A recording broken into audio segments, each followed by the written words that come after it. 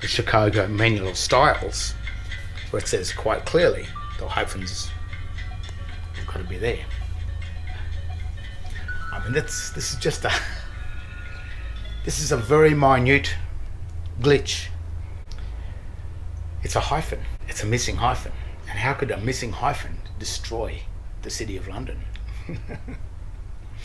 Well, the City of London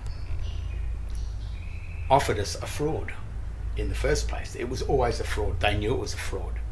But they offered this to have freedom from the laws of the land, which is the Magna Carta, and to enter us into the Corpus Juris, which is really what the UN and the EU, the United Nations and the European Union, are operating under now. They're operating under this law of the sea called the Corpus Juris.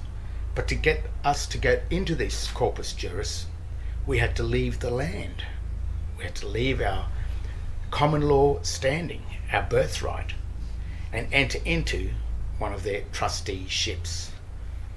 This book and the City of London, they are the sea merchants, the banking merchants, the money merchants.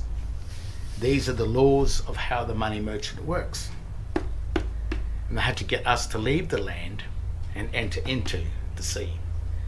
The first of the United States, or the first of the American pioneers, probably tried to escape the European French banking control. That's probably why they did it.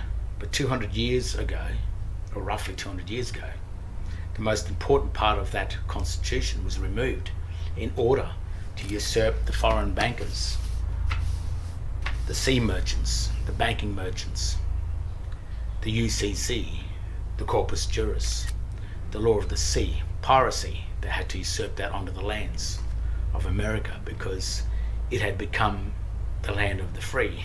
So they had to stop that. And they used this, well, they created this fraud, this absolute bullshit, this lie. So they had to trick us into leaving the laws of the land and enter into the Corpus Juris, the laws of the sea. And that's how they did it, with this dirty trick, to trick us into believing that this all uppercase text written on documents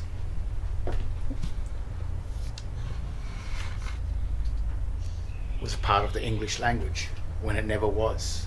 It never will be, it never can be.